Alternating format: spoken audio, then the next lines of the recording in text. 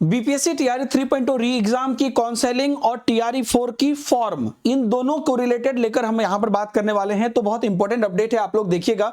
काफी लोग जो काउंसलिंग का इंतजार कर रहे थे, उसके लिए अभी जस्ट थोड़ी देर पहले एक नई डॉक्यूमेंट जारी हो गई है, जो मैं आपको दिखा रहा हूं। लगातार हम लोग पहले से आपको बता रहे हैं कि काउंसलिंग की डेट बढ़ने वाली है।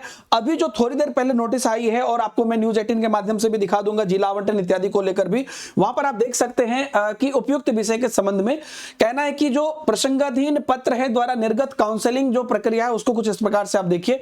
तो जो यहां पर आप देख लीजिए, स्कूल टीचर 1 to 5 जो आपका अंडर टीआरई 3 है, और उसके बाद आप देखिए school teacher 6 to 8 under TRE 3, और जो स्कूल टीचर 9-10 है, और स्कूल टीचर 11-12 है। इसमें जो भी कैंडिडेट सेलेक्ट हुए हैं, उनका जो काउंसलिंग है वो नया डेट 21 से 30 जनवरी है, ठीक है। 21 to 3 जनवरी, जिसको लेकर लगातार आपको अपडेट मिल रही होगी कि अब 21 जनवरी से होगी, तो उसका फाइनल आ गया है। रिवाइज डेट ऑफ काउंसलिंग 21 से 30 जनवरी होगा। Place of counselling district allocated by BPSC. सारी प्रॉब्लम की जड़ यही है कि डिस्ट्रिक्ट एलोकेट नहीं हो रहा है, जिस वजह से अब आप मान के चलिए कि 30 जनवरी, पूरा जनवरी चला गया इसी के काउंसलिंग में। आप थोड़ा सा न्यूज 18 पर अगर नजर देंगे इन लोगों पर, तो देखिए इन लोगों ने क्या कहा है कि कल आयोग में जिला आवंटन को लेकर होगी बैठक। ये अभी भी 10 मिनट पहले का ये ट्वीट है। तो कल यानी कि 9 जनवरी को अब आयोग में बैठक होगी जिला आवंटन को लेकर। नंबर बेस यानी मेरिट के आधार पर मिलेगा चॉइस।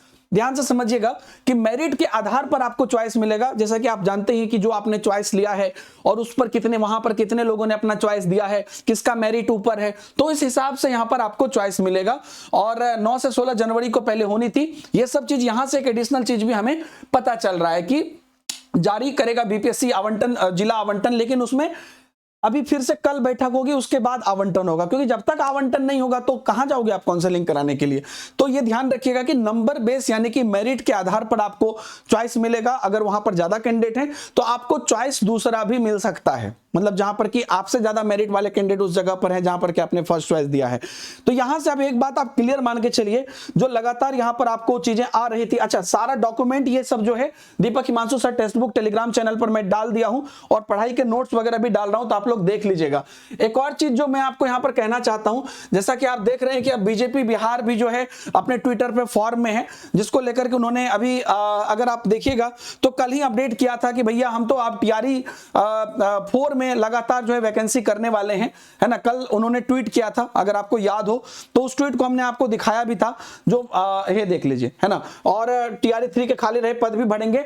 तो ये अब दिक्कत अब क्या है कि अब थोड़ा और डिले हो जाएगा। हम लोगों ने क्या बोला था कि फरवरी में आपका नोटिफिकेशन आ जाएगा, लेकिन अब यहां पर मान के चलिए कि अगर 21 जनवरी तक ये चीजें हो ही रही है, तो से 30 जनवरी तक हो रही है, तो इसको आप मान लीजिए कि हो सकता है कि 5-10 दिन और आगे बढ़ जाए, और इसकी काउंसलिंग के बाद रोस्टर क्लियरेंस होगा।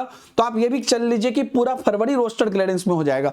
तो मार्च में अब आपका यहां पर जो है एक तरह से कहिए कि फॉर्म फिलअप होना शुरू होगा। जो मतलब अगर बहुत एकदम द्रुत गति से कर दे अलग बात है, लेकिन अब ये जो भी इन्होंने कमिटमेंट किया है, तो अब ये मार्च में आपका फॉर्म फिलअप शुरू होगा। क्योंकि अब मान लीजिए कि जनवरी के पहले वीक में अगर हो जाती तो कोई बात नहीं थी, लेकिन अब मार्च में आपका फॉर्म फिलअप शुरू होगा।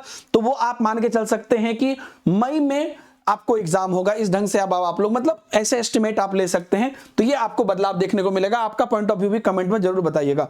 हाँ, टीआरई 4 के लिए समय आपको पर्याप्त मिला है। अगर आप प्रिपरेशन करना चाहते हो तो मैं आपको बता दूं कि रिजोल्यूशन 2025 नाम से 3 दिन का सेल चल रहा है, 8, 9 और 10 जनवरी के लिए आपको टेक्स्ट बुक सुपर कोचिंग के ऐप पर, जिसमें सभी बैच पर ड्रास्टिक डिस्काउंट मिल गया है। बस आपको कूपन कोड लगाना है DH सर, डी से दीपक, एच से Himanshu, DS sir coupon code लगाना है सभी बैचेस पर। खास करके आपके टीआरई के अगर बैचेस देखिए, 1 to 5 के कंप्लीट बैच, 6 to 8 के कंप्लीट। अच्छा, 6 to 8 लेते हैं तो इसके सभी सब्जेक्ट उसी में, अलग से लेने का जरूरत नहीं है। मतलब आप कोई एक सब्जेक्ट पढ़ोगे लेकिन सब उसी में, 9-10 के, 11-12 के। तो एकदम ड्रास्टिक चेंज है। बस आपको यूज कर लेना है कूपन कोड कौन सा, जो मैंने आपको बोला, DH सर। अगर आप चाहते हैं कि डायरेक्ट लिंक मिल जाए और वो कूपन कोड लगाने में मेहनत ना करना पड़े, तो कमेंट में आपको डायरेक्ट लिंक मिल जाएगा।